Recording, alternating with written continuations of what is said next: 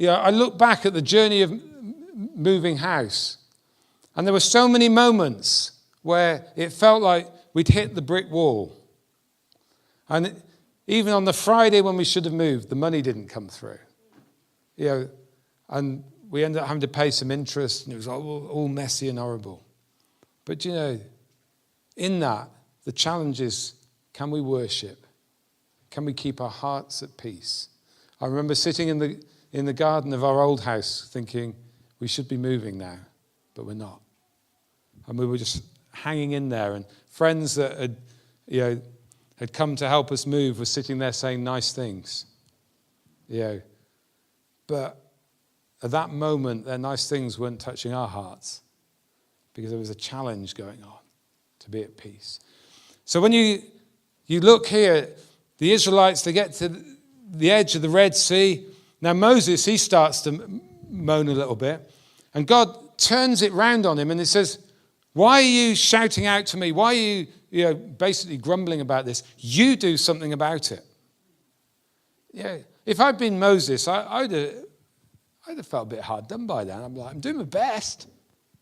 And he basically follows the instructions of God, and he stretches out his hand over the Red Sea.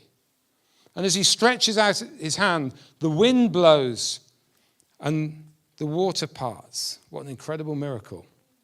The water parts and dry land appears, and 1 million people start to go through the Red Sea. Now here's the challenge, and this is the bit I just want us to grasp. You see, at the Red Sea, when they get to the Red Sea, everything in the Egyptians wanted to go back to where they came from. But what God wanted to do was to create a way where there was no way, that they could break through and take another step towards the promised land. You see, at that moment, the way to go was forwards. Now you come to the New Testament and the story about Jesus. He gets to the edge of the cliff. The way to go was not forward. Jesus didn't need to step over the cliff. That could have been the end of him. At that moment, he needed to turn and go back. Now, sometimes in life, there are moments where we need to step forward because it's a Red Sea moment, and we need to trust God to open up a way where there isn't a way.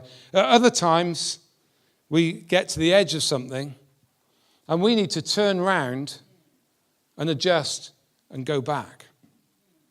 And the challenge is, which one?